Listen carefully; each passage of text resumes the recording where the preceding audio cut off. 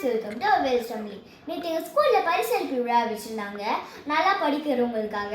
நேற்று அந்த பரிசளிப்பு விழா முடிச்சிட்ட பிறகு நாங்கள் இசைப்பாடல் பாடினோம். அந்த இசைப்பாடலோட வீடியோ தான் இப்போ நம்ம பார்க்க போகிறோம். வாங்க வீடியோக்குள்ளே போகலாம்.